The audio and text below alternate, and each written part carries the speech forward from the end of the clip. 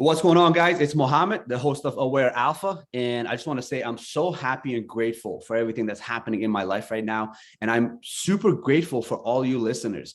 It's crazy to think back a year ago, this was just an idea.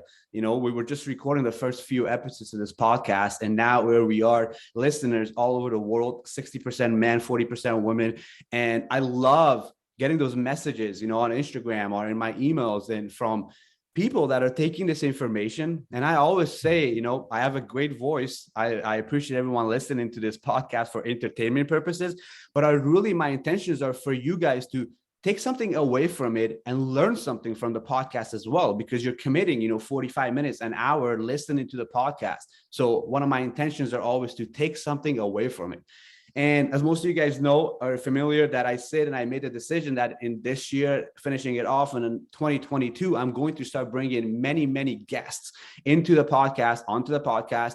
And when I was starting to think about who I want to bring onto the podcast, it was interesting process for myself mentally, because, I have a very vast network of great individuals in my life. And, the thoughts of like, oh, should I get that person with a lot of followers? Then it's going to increase my following and my listeners, like the mind is such a tricky mind, such a tricky place. And I start to really think about who are some people in my life that I have learned something from, that, I went to a workshop or I went to a meeting, I went somewhere and I learned something from this individual. So when I started to reach out to guests these last couple of weeks, I decided to bring on individuals onto the podcast that I want to ask them questions that I'm curious about, things that I want to learn from them. And today's guest, she's a very special friend and someone that I have learned from a lot, guys. She goes by the name of Jillian. And I'll give you guys a little background on her so you guys get an understanding of where she comes from and where her knowledge and what she is heavily, educated on. So Jillian, she's a registered nutritionist, clinical, I don't even know if I'm pronouncing this right, iridologist and herbalist. She's the creator of the Vibrant Vixen program, a program dedicated to transforming women's hormones, the inventor of Booby Grow, and an effective holistic system for firming and growing the breasts naturally, and the creator of Full Throttle, a powerful, non-jittery energy tonic that provides men with massive sexual and physical benefits. I could tell you a little about that because I have taken this myself, and she has been a speaker on 102.9 K Light FM, CHCH, Rogers TV, and the Living Proof Institute podcast. So Jillian, thank you for coming onto the show. It's a blessing to have you here. It's great to be here, Mohammed. I was pretty stoked when you invited me. I was like, I know you and I, when we get into conversations, it just tends to go. So happy to be here today with you. Thank you so much. I appreciate that. And, one of the first things that comes to my mind right now as we just starting this, how important do you think it is to be putting the right things in our body if we want to live a long life, if we want to live a healthy life, if we just want to live a life where we're happy and not in pain and not in, suffering? Yeah. So, it's an amazing question, Mohammed. And I think that I'm probably one of those rare individuals that likes to kind of stoke the fires of well, what if you didn't do anything right? And, you like from a nutritional perspective, what if you eat, whatever you want all the time, heavy fatty foods, you drink alcohol, you eat chocolate. Can you live this long, vibrant life? And what I would say to that is like, yes, there are some people that can go and live a vibrant lifestyle for a very, very long time. However, those same individuals usually have very strong genetics kind of working with them. And something that I've come to find in my iridology analysis practice, which is essentially, studying the eyes to see what's going on in the body, is there are vast differences in what you would call like the set constitution or the type of body type that we come into this existence with. And some people, they're very blessed. They actually have the kind of body where they can abuse and neglect in so many ways, and they live to be over 100. These people do exist, And then you have individuals where it's like they're 50 years old and they're kicking the buckets, from a heart attack, and they seem to do everything right. So there's a lot when it comes down to, what does health mean for each person? And there's so many different factors. But for myself, I come from a nutrition background, not because I was like, I can't wait to study what food's going to do for the body. It happened because my own body went through such a massive transformation.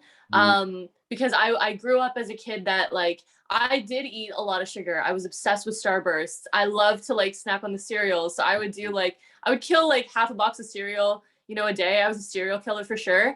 And, you know, I found that very young, I was having all these issues from like crazy bad focus. I used to have a really hard time with just, you know, being present with other people. I'd go through this whole spiral of like limited thinking and negativity.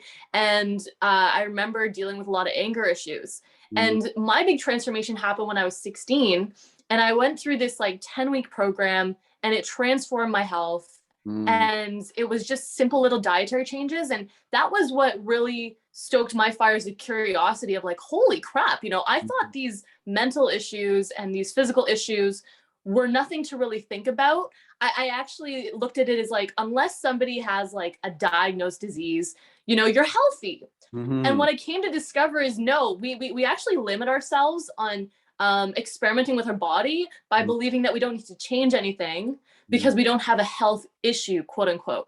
But when it comes down to it, every single client that I work with, every person that I've ever met, they can always benefit from putting better things into their body. Bar to none. Every single person can benefit from it, whether you're getting nicer skin, better growing hair, better mood.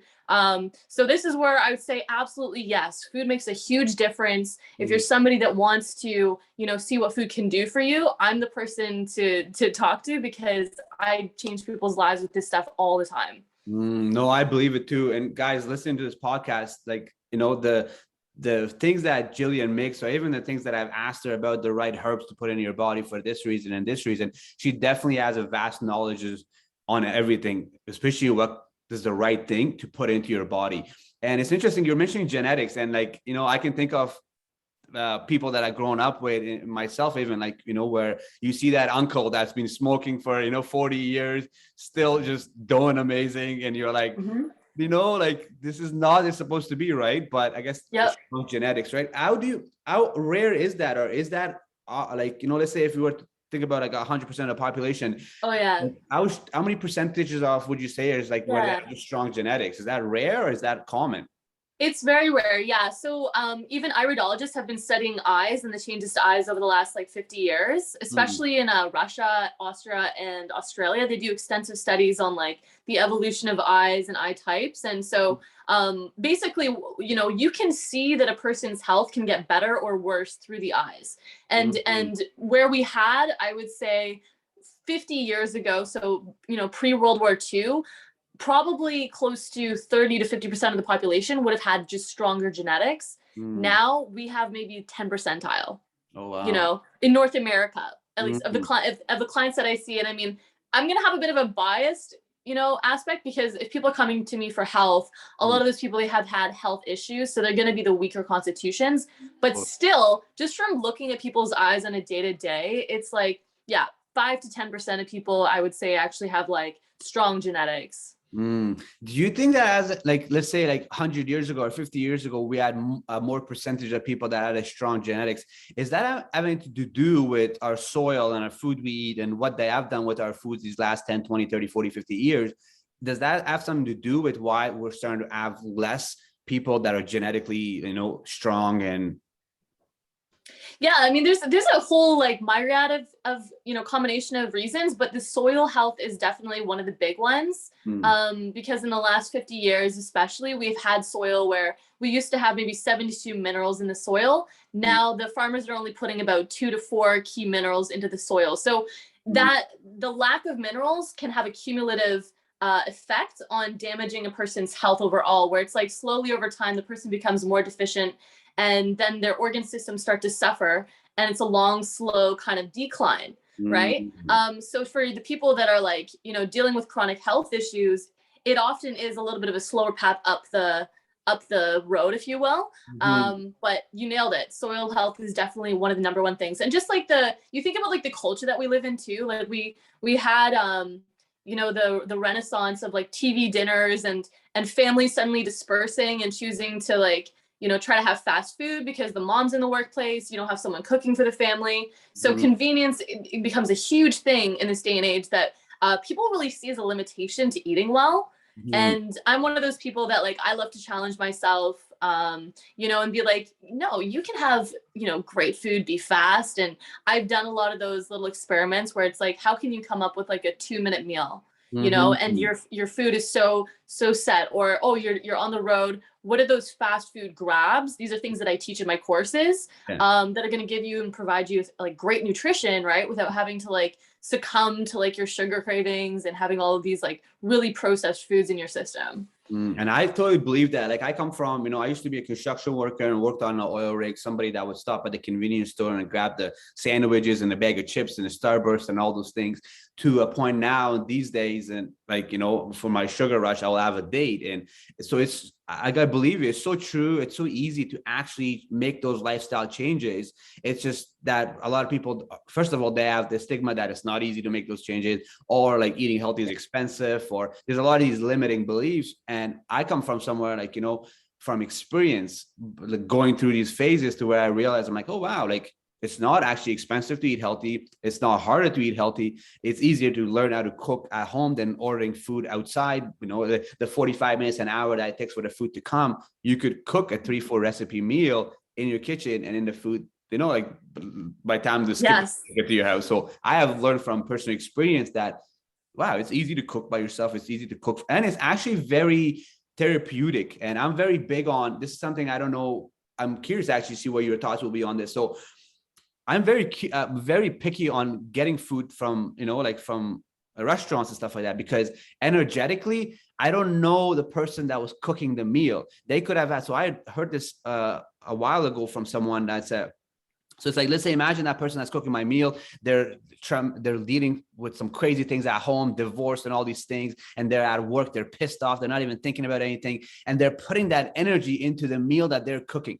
And if you're energetically aware of your body when that meal comes to you, if you're aware, once again, because like for me, like I didn't used to be aware, but through fasting, meditation, and the time that I've taken to understand myself these days, like I would feel that meal eating it, knowing that like, man, the energy in this food is just not good. So so I totally believe everything you just mentioned, that like at the end of the day, it's just limiting beliefs. And if we just open our minds, we can actually see that eating healthy and putting the right things in our body is just, it's actually less expensive, I believe. And also it's what it does for you in the long run. Right.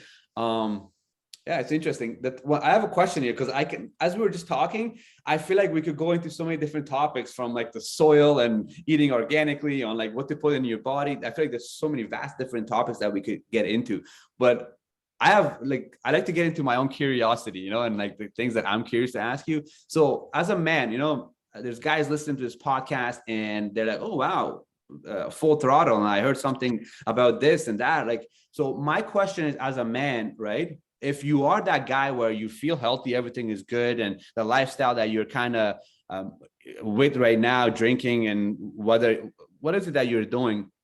How can, like, first of all, how do you become aware that, like, or how do you go about putting those right things in your body? Like, I feel like it's curiosity. Like, you have to be curious about certain things, So like, how do you go about that? Like, how do people start? How do people start? Oh, it's always so different, right? Like, I know with the Full Throttle, like, when I talk about it, I share with men, I say, hey, listen, like, do you want 2 to 3 hours more of mental and physical energy a day? Do you want to recover from your workouts faster so you can get back in the gym?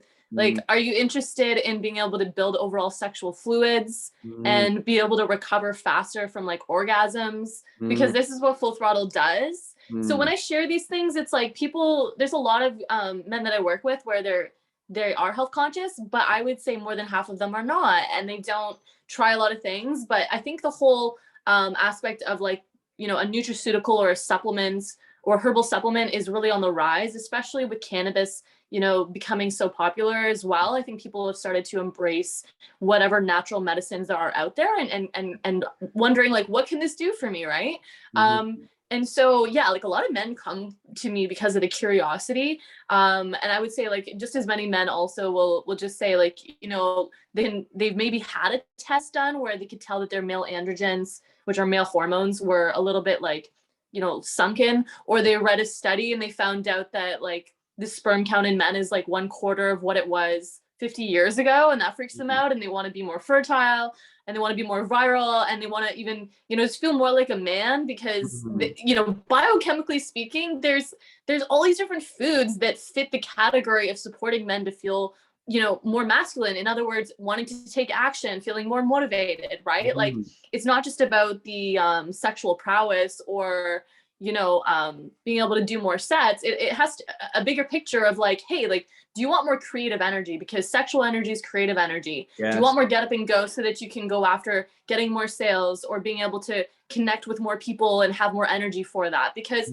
it's like, it can go in so many different ways. So the category of herbs that I've been obsessed with and I've been talking about for 10 years is adaptogenic herbs. Okay. So adaptogenic herbs, they help the body cope with stress from a biological, chemical, environmental standpoint. So if you can handle more stress as a human being, you are going to be able to take on more in your life. Because whenever we want to add some new element to our life, be it a relationship, be it a new job, be it like a second job, be it, reading more books, these are stresses. Even working out is a stressor. Even eating well is a stressor, because why? It takes more brain power. You're adjusting to a new habit, all these things. So like for me, like I love having people be in their vital state. And so like Full Throttle is one of these blends that's really powerful for getting men to be like, I'm in my effing power and like, look at me take life on. And that happens relatively quickly, because whenever someone is, deficient in different aspects, as soon as you give them what they really need, they will feel the difference very quickly, usually within a few days. So that's been one of my big passions. And I think a lot of the reason why I've worked with so many different men is their curiosity. And on some deep level, they understand that there has been some change in the way that men show up as men in the last 50 years compared to before. No, it's so true. And you know what's crazy? So it seems like everybody's taking pre-workouts or all these supplements out there, like, because as men, we are naturally, we want to grow. We want to be more motivated. We want to seem more manly. We want to do more. And in nature, we're protectors, right? So it's like, we're always trying to do that. And from my experience, it seems like men are, leaning towards things that are not natural, things that are not good for your body and chemicals. And one of the things that I'm very fascinated with having conversations with individuals like yourself is because you bring awareness back to real food, real herbs, not, things that are not good for your body that you can use to enhance and grow yourself as a person, grow yourself mentally, emotionally, physically, in all these areas. And that's one of the things that I'm very fascinated with. So what are some of these herbs that is in that Full Throttle, and overall, what are some of these herbs that you work with that you can share if someone is listening to this, that they want to get curious on what are these herbs? Yeah, please just share a couple of them and maybe even talk about them.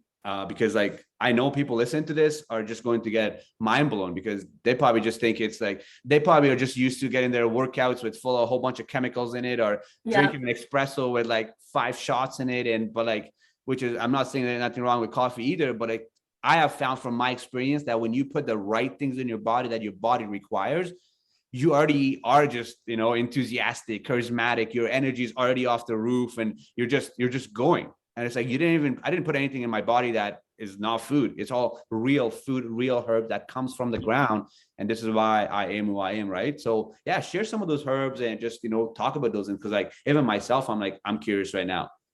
Yeah, amazing. So it's a combination of 6 different herbs, and 3 of them are known as more Yin Tonics, meaning to build more of the fluids, to nourish the adrenal glands, so to be able to recover from stressful incidences and kind of harness that. When we talk about yin states, it's like harnessing the recovery aspect, getting the parasympathetic nervous system activated, which is your rest and digest.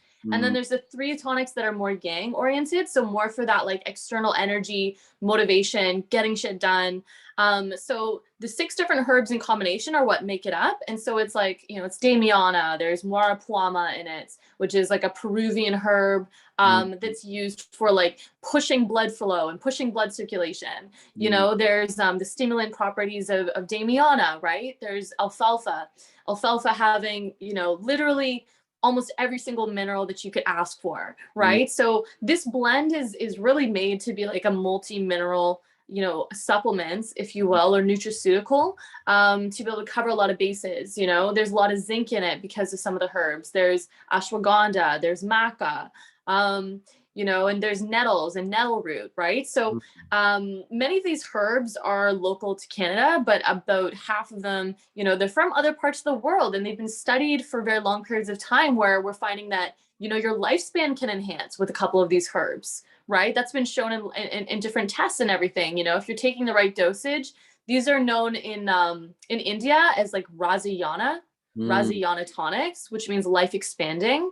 So it is literally like, I love the word immortality formulations, right? Because it's just this whole exciting concept of, wow, like bringing kind of the God figure forward within ourselves, right?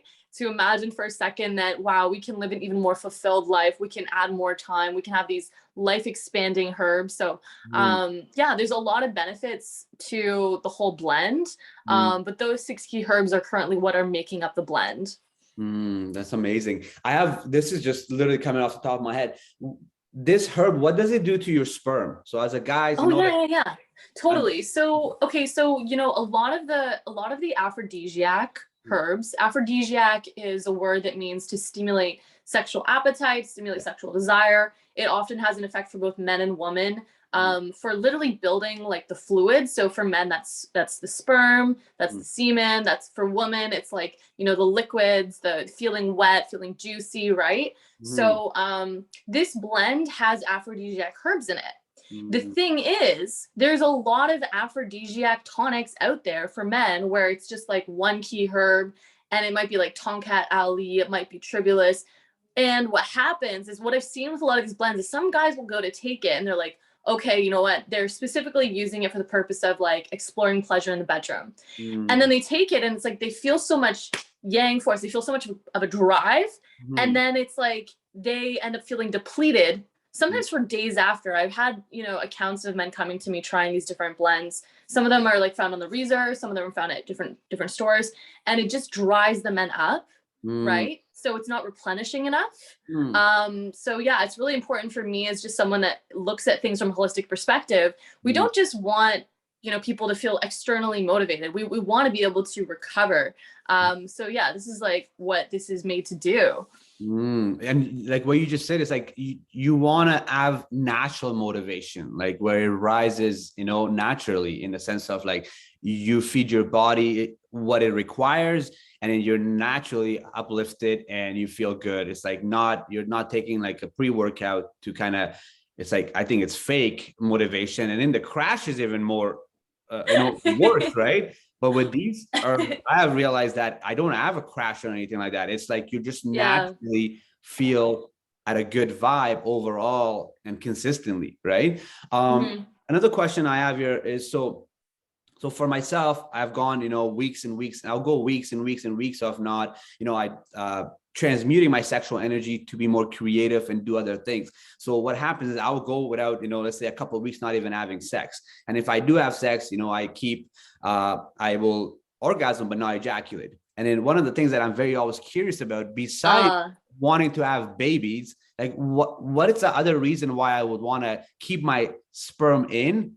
And it's like, let's say I go for a couple of months and I have sex, and all of a sudden it's like a massive shot, and it's like so much. I'm like, okay, that's cool, that looks sexy and stuff like that, but like, really, why would someone want to keep their sperm in the sense of like, besides of course it's minerals and it's a lot of stuff that, like, if you like in one shot of ejaculation it's like 5 milliliters, and in that I have heard it's like protein, vitamin B12 and cholesterol and fat and all those things. Besides losing those minerals, what's another reason, or what's a reason why you would want to keep your sperm in?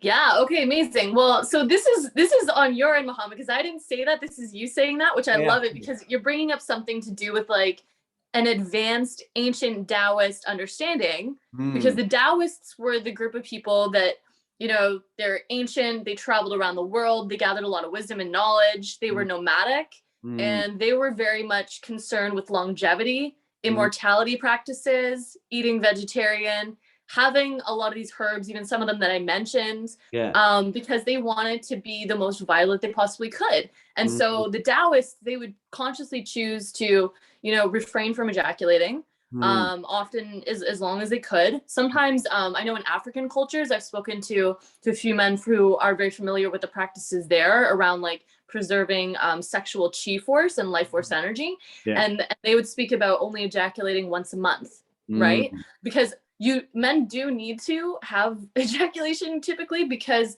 otherwise the prostate can become backed up. It can be actually detrimental to like never ejaculate. That can cause some Mhm. problems in the ducts and everything. However, there's a benefit to not getting off every single day, right? Like, because from a nutrient standpoint, I think, Muhammad, I think I was the one to share this with you. It's Mhm. like all the stuff that's used to make the brain feel smart Mhm. is let go of when a man releases, right? Yeah. It's wild. So it's like it's lecithin, Mm. it's essential fatty acids, it's proteins, it's lots of zinc, lots of selenium, lots of minerals, all these things. Every time a guy like lets go, he's losing that. Mm. And that energy is something that he needs back. So a lot of these herbs that I'm using, it's to replenish Okay. those things. But yeah, it's beneficial for men to refrain. I think from the standpoint of, if you want to have more willpower, if Yeah. you want to feel like you have more sense of a control over your own desires, which Yeah. doesn't just translate to women. This translates to anything that's complicated in life that's worth fighting for and struggling over.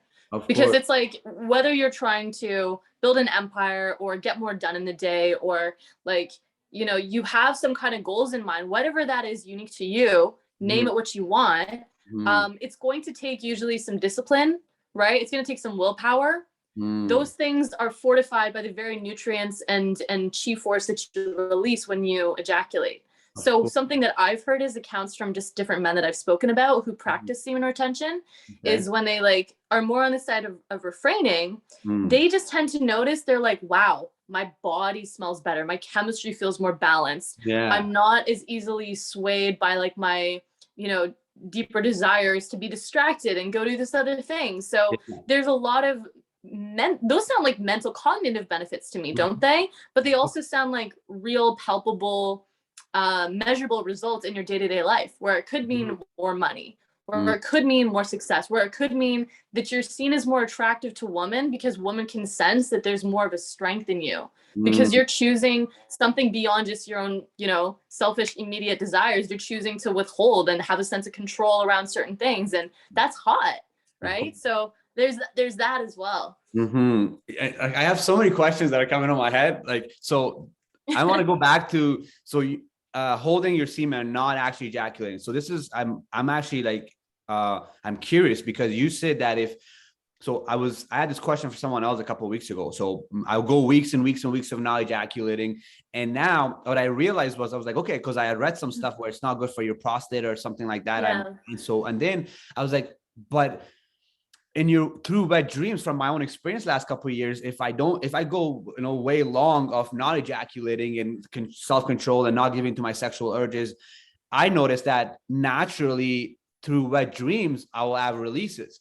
So really I'm like, my thought is that, like, I guess it's okay to just keep your semen for as long as you want, because naturally it's going to release when the time comes through a wet dream. So what's your thoughts on that, in the sense of, like, you said your prostate and it's not good to ejaculate, but I'm like, it's kind of impossible to go No, way I that. said no, I said it is actually good for men to Okay. ejaculate, because they need to be able to release, and that helps the prostate. But overly ejaculating is draining the prostate of its health as well. So it's like Okay. there's a middle ground, right? So Mhm. yeah, sorry, back to your question. Just wanted to like infer that. Yeah, no. So I was like, pretty much, I'm like, okay, so I can just go and not ejaculate at all and just hold this for as long as that I want. And then naturally, through wet dreams, I will release sometimes.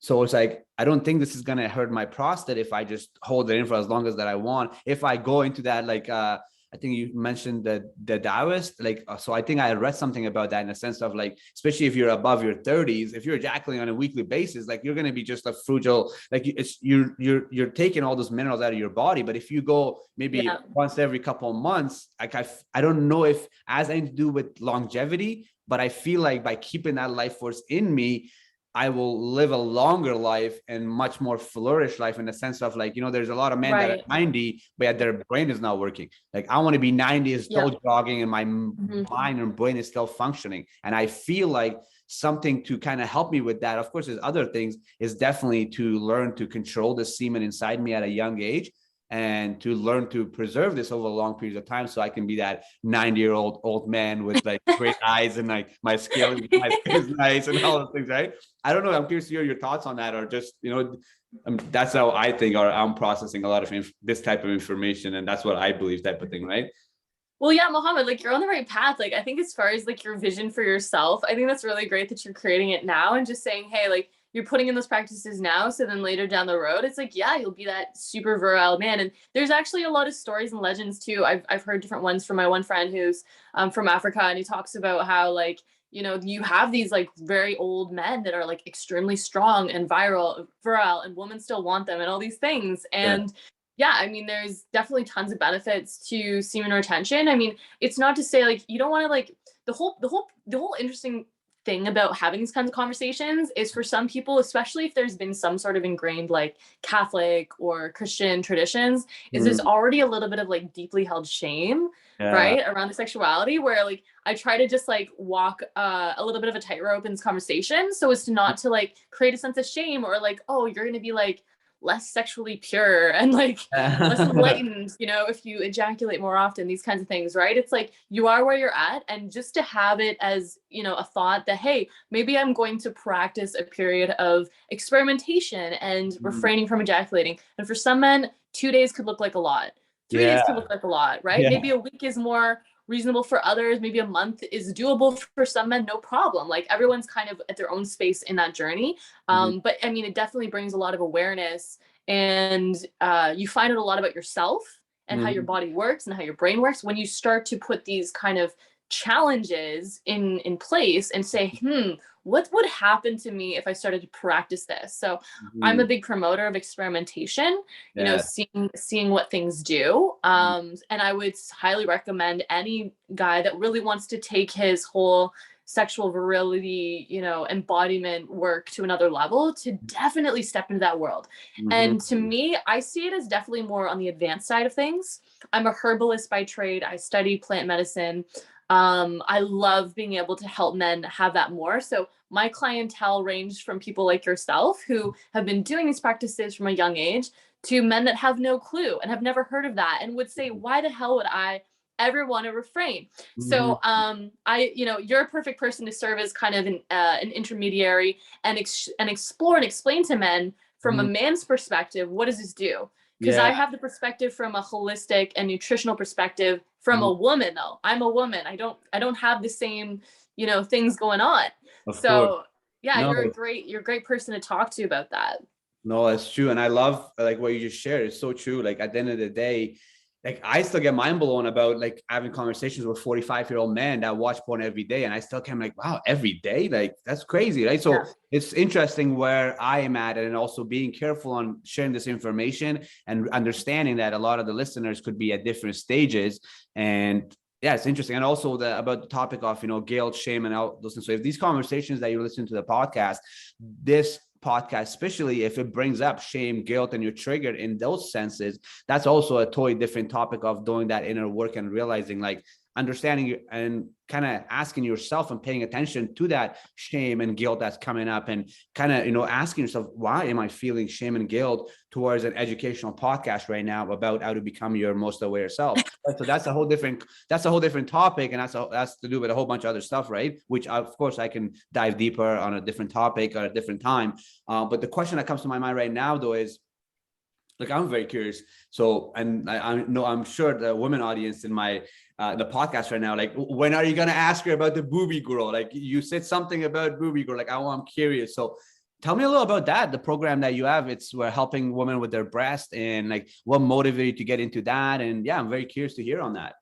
Yeah, so back in 2009, I was exposed to like a whole bunch of supplements, and there was a line of European products that these Okay. women used to come in for, and they were like, yeah, like, this product got me like a cup bigger and da da da da da. And they started hearing about this, and then I started researching into all the different plants that were in it, and I found out, I was like, oh, like this formulation is actually really not the healthiest for a person. It has too many fillers and binders. Some of the herbs that they were using, at the time, they just had too much hybridized gluten sources. Okay. So at the time, that was when like gluten was like the enemy too. It was when people were like very gluten conscious, and all these cookbooks came out about it. So I started researching into it, and then I put the knowledge into practice when I was finishing a fitness model competition. So back in 2014, I went through the whole process of like, entering into a fitness model competition where, you get muscular, you lose a bunch of weight, you go on stage, you have to get your body fat percentage to a certain, amount. And Mhm. so I was exploring in that world for a little bit, and I went and I lost like almost all my breast size. Mm. And I know a lot of women who just have weight loss happen. They often will go through that experience as well. Mm. And it prompted me to start experimenting on myself and my friends. So over a period of about a year and a half, I experimented on like 7 different people, and Mm. I was able to systematically grow each person's breasts by like minimum a cup size. Oh, And wow. then I basically turned it into a program years later, and I included in it, it's herbs, it's an ebook with massage techniques, with food guidelines, and with breathing postures as well, to be Mm. able to essentially have minimum 1 cup size of growth or partial money back guarantee.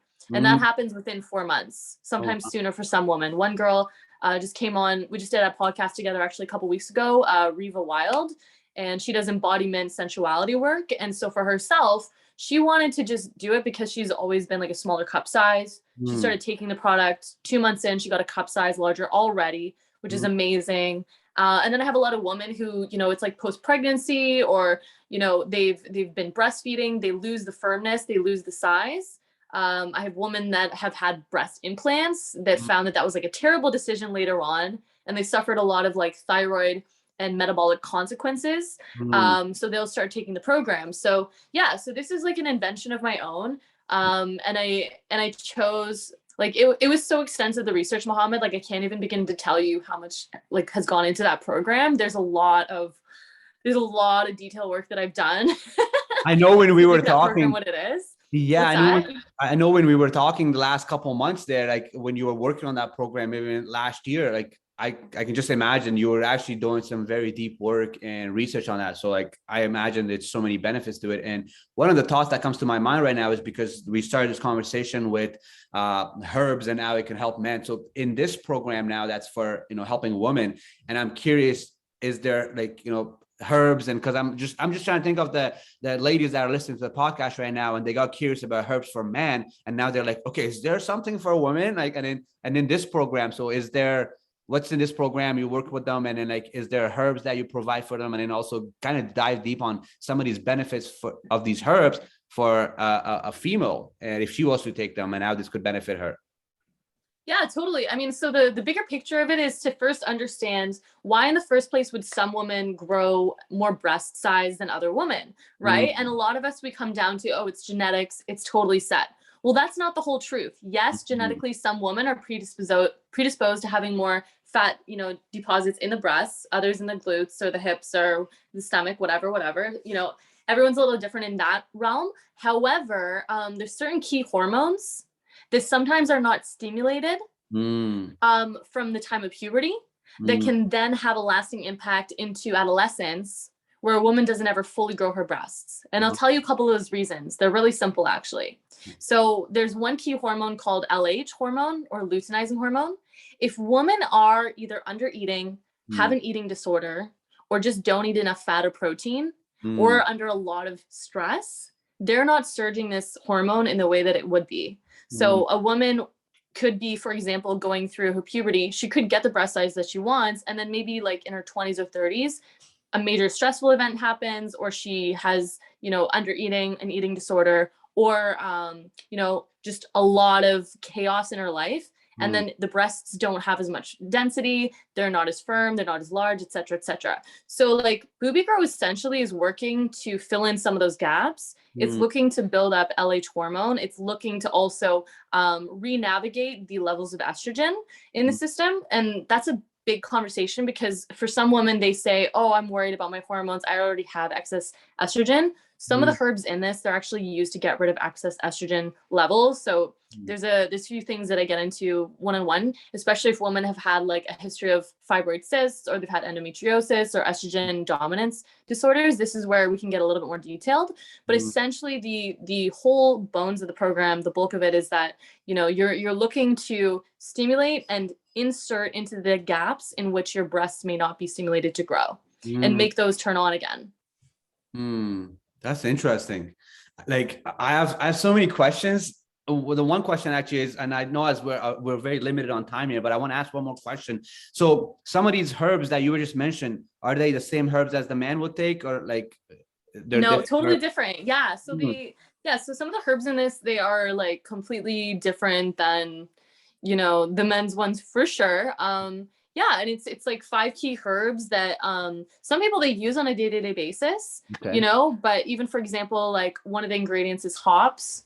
And I chose of over 300 different types of hops. I very specifically chose the type for a few different detailed reasons. And so, you know, there's hops, there's blessed thistle, there's fenugreek, there's fennel.